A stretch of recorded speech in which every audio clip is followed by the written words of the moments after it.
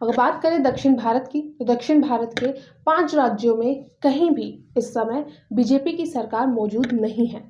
वह किसी भी राज्य में सत्ताधारी गठबंधन में भी शामिल नहीं है। ये 5 राज्य केरल, तमिलनाडु, आंध्र प्रदेश, तेलंगाना और कर्नाटका में से 3 राज्यों में विपक्षी गठबंधन इंडिया ब्लॉक से जुड़ी पार्टियों का शासन है। केरल, तमिलनाडु और कर्नाटका के अलावा आंध्र प्रदेश और तेलंगाना में जो सरकारें हैं वह न तो इंडिया ब्लॉक में शामिल है और न ही केंद्र में सत्ताधारी बीजेपी या एनडीए के साथ ही जुड़ी हुई है।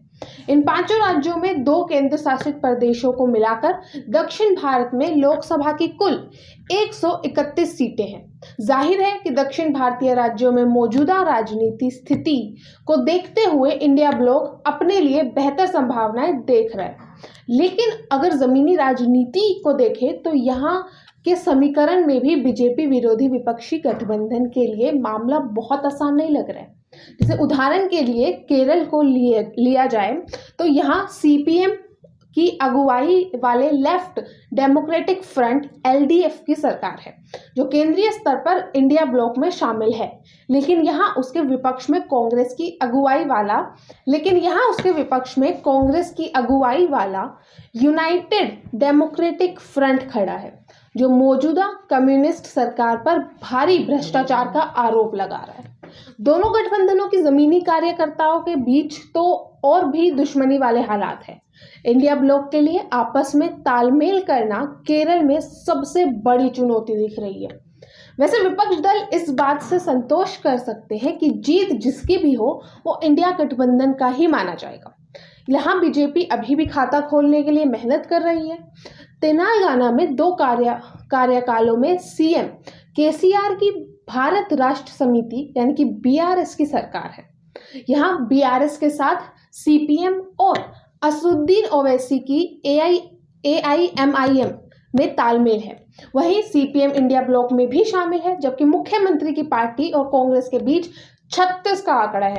कांग्रेस को यहाँ को लेकर कर्नाटका में मिली जीत के बाद काफी यकीन है, लेकिन बीआरएस के प्रभाव और बीजेपी की सशक्त मौजूदगी उसकी राह का बहुत बड़ा रोड़ा बनी हुई है।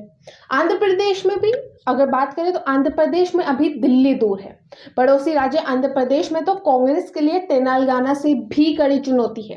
एक तो राज्य विभाजन की बात तो यहाँ के लोग अभी तक दिल से नहीं निकाल पाए हैं। दूसरी बात, यहाँ के सत्ताधारी वाईएसआर कांग्रेस पार्टी और मुख्य विपक्षी तेलुगु देशम पार्टी डीपीए दोनों ही कांग्रेस के विरोध से ही पैदा हुई पार्टियां हैं। ये दोनों ही पार्टियां राज्यों की राजनीति में काफी प्रभावी हैं। 2019 में 25 लोकसभा सीटों में से 3 ही सीट जीतने के बावजूद चंद्रबाबू नायडू की टीपी को 40% वोट मिले थे। वहीं 22 सीटों पर कब्जा करने वाले मुख्यमंत्री जगन मोहन रेड्डी की वाईएमआरसीपी को 50% वोट प्राप्त हुए थे।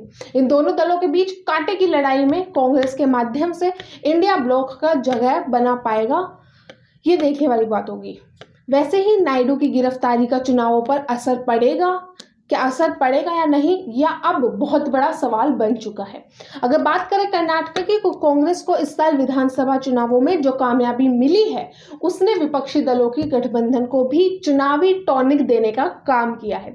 लेकिन तथ्य फिलहाल ये है कि अगले साल जब लोकसभा चुनावों के लिए वोट डाले जाएंगे तो विधानसभा चुनावों के करीब साल भर गुजर चुके होंगे।